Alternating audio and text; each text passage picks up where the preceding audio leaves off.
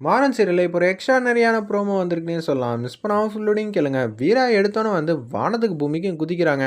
"என்ன நெனச்சிட்டு இருக்கீங்க ராமச்சந்திரன்?" அப்படின்னு சொல்லி கேட்குறாங்க. "என்னம்மா என்ன பிரச்சனை? இந்த கல்யாணமே எனக்கு வேணாம்."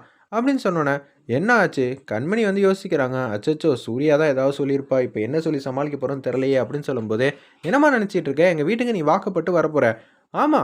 நான் உங்க வீட்டுக்கு வாழ தான் வரப்போறேன்னு நான் நெனச்சிட்டு இருந்தேன். ஆனா நீங்க இப்படியெல்லாம் பண்ணுவீங்கன்னு நெனச்சு கூட பார்க்கல." எவ்வளோ சார் குடுத்து வச்சிருக்கீங்க? வெளியில பார்த்தா கார் நிக்கிது, அது நிக்கிது, சீதனமா ஏகப்பட்ட ரூவா வந்து காச தண்ணி போல குடுத்துருக்கீங்க போல இருக்கு. உங்க வீட்டு பொண்ணுக்கு நீங்க செஞ்சு குடுக்கலாம். அதுக்கு உங்களுக்கு எல்லா உரிமையும் இருக்கு. ஆனா, எனக்கு சுத்தமா வந்து இந்த குடும்பத்தையே பிடிக்கல. நான் ஆல்ரெடி வந்து இந்த குடும்பத்த வந்து சுத்தமா பிடிக்காம தான் எல்லாருக்கும் பிடிச்சிருக்குங்கிற ஒரே காரணத்துக்காக தான் கல்யாணத்துக்கே நான் சம்மதம் சொன்னேன். அவங்க இப்படியெல்லாம் பேசுவாங்கன்னு தெரிஞ்சிருந்தா, இந்த கல்யாணத்துக்கே வந்து நான் சம்மதமே சொல்லியிருக்க மாட்டேன்னு சொல்லி வீரா வந்து கத்துறாங்க. என்னம்மா நினைச்சிட்டு இருக்கேன்னு அரவிந்தோட அம்மா வந்து பேசுறாங்க. நீ குடுக்கறத வச்சு தான் நாங்க வந்து என்னமோ பெருசா கோட்டை கட்ட போற மாரி பேசிட்டு இருக்க.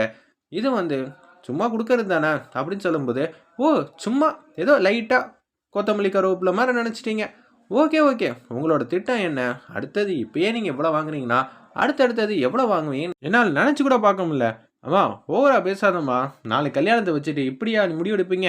நீங்க கேட்டு வச்சதெல்லாம் எனக்கு இப்ப தானே தெரிஞ்சுச்சு அப்படின்னு சொல்லும்போது, என்ன இங்க சத்தங்கிற மாரி நம்ம மாறன் வந்து நிக்கிறாங்க. ஓ! வீரா வந்து மாப்பிள வீட்டுக்காரங்கள வெளுத்தெடுக்குறாங்களா? அப்படின்னு சொல்லும்போது, ஆமா வீரா, ராமச்சந்திரன 2, 3 வாட்டி வந்து அசிங்கப்படுத்துனாங்க. அதுவும் இதெல்லாம் கேட்டு அப்படின்னு சொல்லும்போது, இத வேற பண்ணியிருக்காங்களா? அப்படின்னு சொல்லி அந்த இடத்துல வந்து மாறன் வந்து லைட்டா சொன்னதுனால, அதுக்கும் சேர்த்து வந்து வறுத்தெடுக்குறாங்க. நீங்க ராமச்சந்திரன பேசுற அளவுக்கு உங்களுக்கு என்னங்க தகுதி? அவரு என்னோட அப்பா.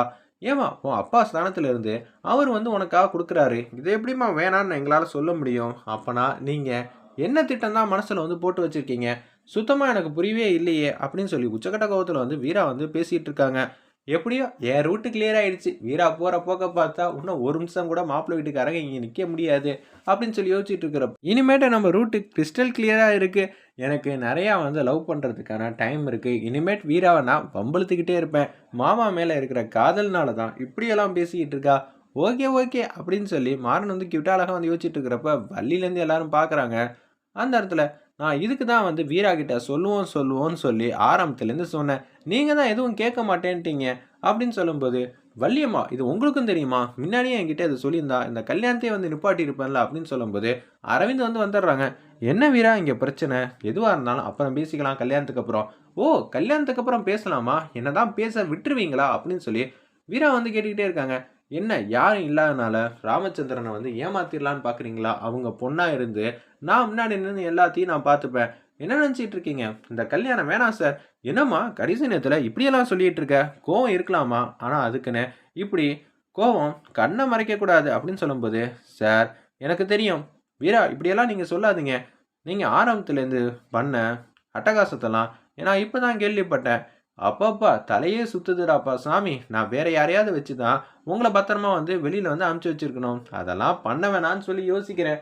திருப்பி நீங்க ஏதாவது பேசுனீங்கன்னா, நான் என்ன சொல்றது எனக்கே தெரியல." அப்படின்னு சொல்லும்போது, அவங்களுக்கு தூக்கி வாரி போட்டது. என்னடா அதிகாரியெல்லாம் கூப்பிடுவேன்னு சொல்லி வீரா வந்து மிரட்டுறா. கண்மணி வந்து கத்துறாங்க. "என்ன நினைச்சிட்டு இருக்க? மாப்பிள்ளைங்கிற மரியாதை இல்லாம எப்படி பேசிட்டு இருக்க? அவங்க வீட்ல தான் நீ வாழப் போற." அப்படின்னு சொல்லும்போது, "கண்மணி பேசாம இரு. உன்னால தான் ஆரம்பத்துலேருந்து இப்படி ஒரு பிரச்சனையெல்லாம் வந்துட்டு இருக்கு. நீ தானே எனக்கு கல்யாணம் பண்ணி வைக்கணும்னு இந்த மாப்பிள்ளைய வந்து புடிச்சிருக்குன்னு எனக்கு நீ தான் வந்து எண்ணத்த வந்து வளர்த்த. நான் சம்மதம் சொல்றதுக்கு முன்னாடியே ராமச்சந்திரன் கிட்ட எனக்கு இந்த மாப்பிள்ளை பிடிச்சிருக்குங்கிற மாரி எல்லாத்தையும் சொல்லி வச்சது நீ தானே." அப்படின்னு சொல்லி கண்மணி முகத்திரைய வந்து கிழிக்கிறாங்க. அப்படி சொல்லி இது எல்லாத்துக்கும் காரணம் வந்து கண்மணி தான்னு சூர்யாவும் அங்க வந்து தூளா வந்து பேசிட்டு இருக்காங்க. மாறன் வந்து சந்தோஷமா வந்து சிரிச்சுக்கிட்டே இருக்காங்க. எக்ஸ்ட்ரானரியா இருந்துச்சுன்னே சொல்லலாம்.